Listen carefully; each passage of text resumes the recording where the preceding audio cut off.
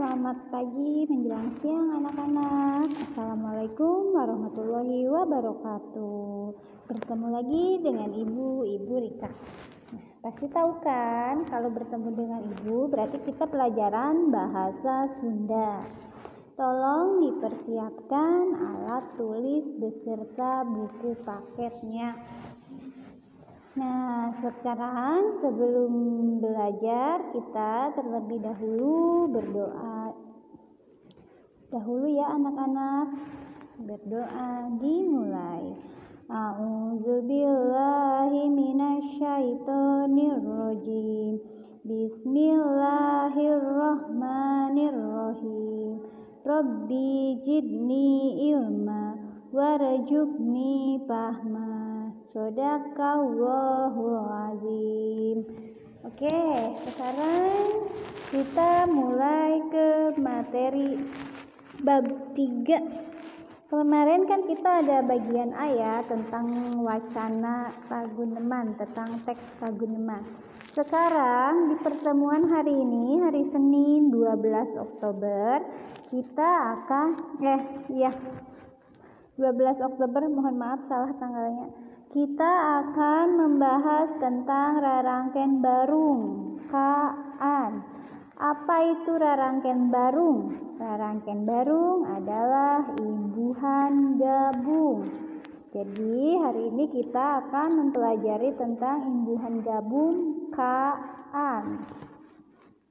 Oke, lanjut. Rarangken barung, kaan. Dalam bahasa Sunda ada disebut rarangken barung atau dalam bahasa Indonesia disebut imbuhan gabung. Imbuhan gabung adalah imbuhan yang dipakai di awal dan atau di akhir kata dasar secara bersamaan. Jadi imbuhan barung atau rarangken barung itu imbuhan yang dipakai atau yang ada di awal dan di akhir kata dasar. Misalkan di situ ada kata dasar beunghar, ditambah rarangken gabung kaan menjadi kabeungharan. Sampai sini bisa dipahami? Sekarang lanjut ya. Ciri utama rarangken barung atau imbuhan gabung adalah apabila salah satu imbuhan, awalan dan akhiran dihilangkan, maka kata tersebut tidak dapat berdiri sendiri. Maksudnya itu apabila salah satu imbuhannya itu dihilangkan, mau akhiran atau mau awalannya dihilangkan, jadi kata itu tidak bisa dipahami. Misalkan tadi dari kata beunghar, memakai rarangken barung kaan menjadi kabeungharan. Nah, apabila salah satu imbuhannya itu dihilangkan, misalkan imbuhan ka-nya dihilangkan menjadi beungharan. Itu maksudnya, itu maknanya tidak akan diperoleh, tidak akan didapat. Jadi dia tidak bisa dipahami beungharan itu apa. Jadi kata dasarnya itu tidak bisa berdiri sendiri apabila salah satu imbuhannya dihilangkan. Jadi ciri utamanya itu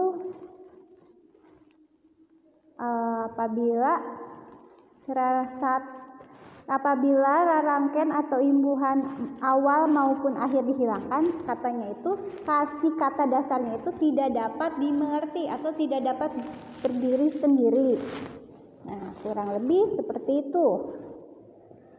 Sekarang lanjut. Rarangken barung kaan mempunyai 3 makna atau mempunyai 3 fungsi. Yang pertama sebagai kecap barang, yaitu kata barang, atau yang kedua kata sifat atau kecap sifat, atau yang ketiga kecap pagawean atau kata kerja. Sekarang kita bahas yang pertama sebagai kecap barang atau kata barang. Contohnya camat. ditambah rangkaian barungkaan menjadi kacamatan. Camat itu kan barang, seorang pemimpin di wilayah kelurahan atau pedesaan, perkotaan. Nah, itu camat. Camat itu kata benda. Ditambahkan imbuhan kaan menjadi kacamatan. Kacamatan itu tempat, suatu tempat suatu tempat camat atau tentang pekerjaan yang berhubungan dengan pemerintahan. Kecamatan itu tempat, berarti masuknya ke dalam kecap barang. Sampai sini bisa dipahami? Lanjut di fungsi yang kedua atau makna yang kedua, yaitu kata sifat. Pada contoh, panas ditambah rangkaian kaan menjadi kapanasan. Panas itu kata sifat.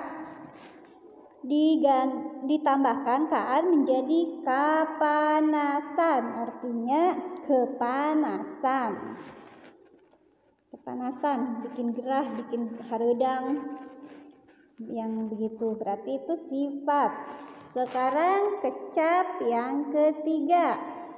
Rangkaian barungkaan memiliki atau mempunyai makna atau fungsi menjadi kecap pagawean. Dalam contoh, caah ditambah rangkaian kaan menjadi kacaahan, artinya kebanjiran.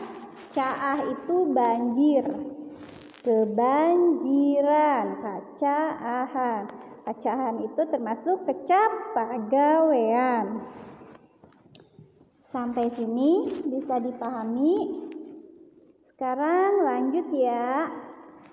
Untuk tugasnya kalian kerjakan halaman 25. Di situ ada ada 10 nomor soal yang harus dilengkapi kalimatnya, tapi kata dasarnya dirubah dulu, ditambahkan rangkaian kaan.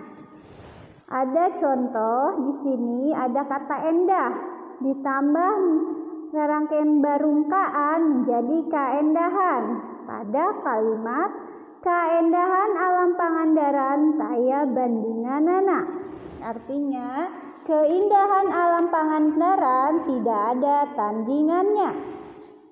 Sekarang coba nomor 1. Ada kata benghar, ditambah rangkaian kaan menjadi kabengharan.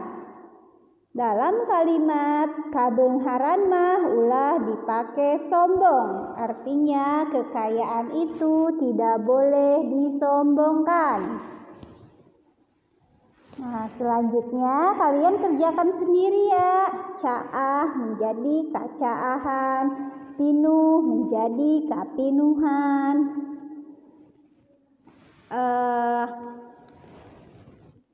ancik menjadi kaancikan, penting menjadi kapentingan, dan sebagainya. Kalian kerjakan sendiri ya. Dan tugas selanjutnya di halaman 26. Kalian membuat kalimat dari kata-kata yang sudah tersedia di sini. Ada kata kadiukan. Kadiukan itu kedudukan atau terduduki. Terus kata yang kedua ada keperluan, artinya keperluan. Nomor 3 ada kacopetan, artinya kecopetan.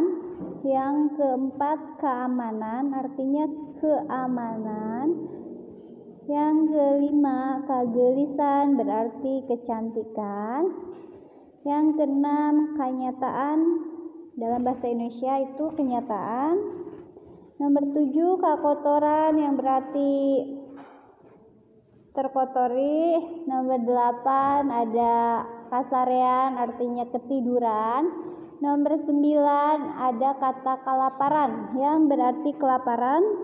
Nomor 10 ada kata kapalingan yang berarti kemalingan, atau yang 11 ada kata kakenaan yang berarti terkena. Nah, di situ kalian bikin kalimat. Di situ ada kata-kata yang sudah ditambahkan dengan rangkaian barungkaan. Dibikin kalimat ya.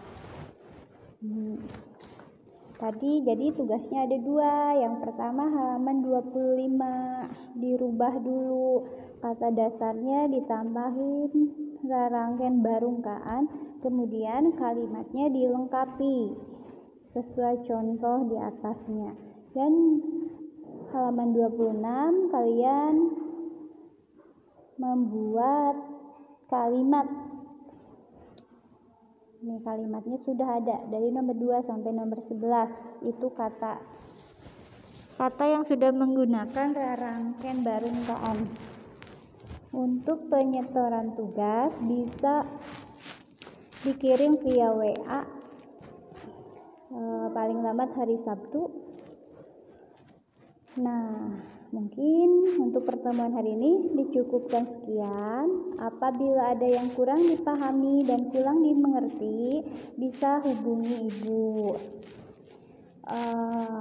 Sekian penjelasan materi dan tugas dari Ibu. Apabila ada yang kurang dipahami, ya tadi bisa ditanyakan kepada Ibu.